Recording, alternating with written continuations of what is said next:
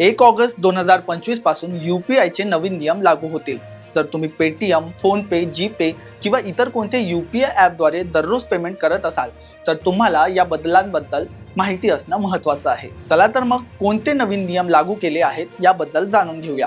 1 August 2025 पासून UPI शी संबंधित नवीन नियम लागू होत आहेत। जर तुम्ही पेटीएम, फोनपे, जीपे किंवा इतर कोणत्याही UPI ॲपद्वारे दररोज पेमेंट करत असाल तर हे बदल जाणून घ्या। UPI सिस्टीमचे व्यवस्थापन करणाऱ्या national payments corporation of India कडून म्हणजे NPCI कडून नवीन मर्यादा निश्चित केल्या आहेत, जेणेकरून सिस्टीमवरील दबाव कमी होईल।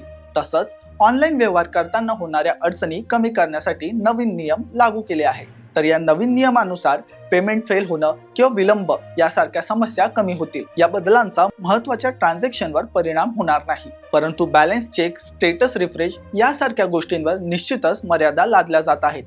NPCI यांच्यानुसार या मर्यादामुळे UPI अधिक सुरळीत आणि विश्वासार्ह होईल, विशेषतः जेव्हा जास्त लोक एकाच वेळी व्यवहार करतात। 1 ऑगस्ट पासून UPI वर कोणत्या नवीन मर्यादा लागू केल्या जातील? पुढील महिन्यांपासून UPI वापरकर्ते त्यांचा अकाउंट बॅलन्स फक्त 50 वेळा चेक करू शकतील। याशिवाय जे वापरकर्ते त्यांच्या मोबाईल नंबरशी जोडलेले त्यांचे बँक अकाउंट वारंवार तपासतात ते आता फक्त 25 वेळाच ते चेक करू शकतील।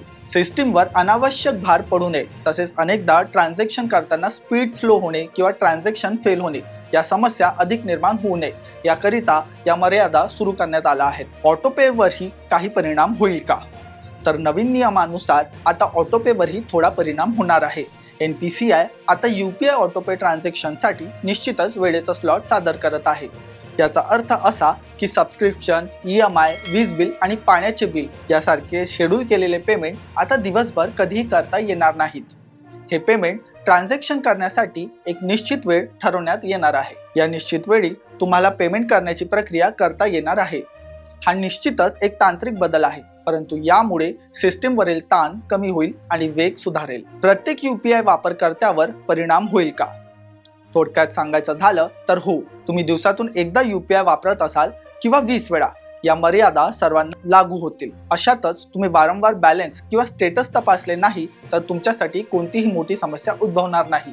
हे बदल प्रत्यक्षात मोठे ट्रान्झॅक्शन करणाऱ्या वापरकर्त्यांना लक्षात घेऊन केले गेले आहेत, कारण यामुळे नकळतपणे सिस्टीमवर जास्त भार पडतो।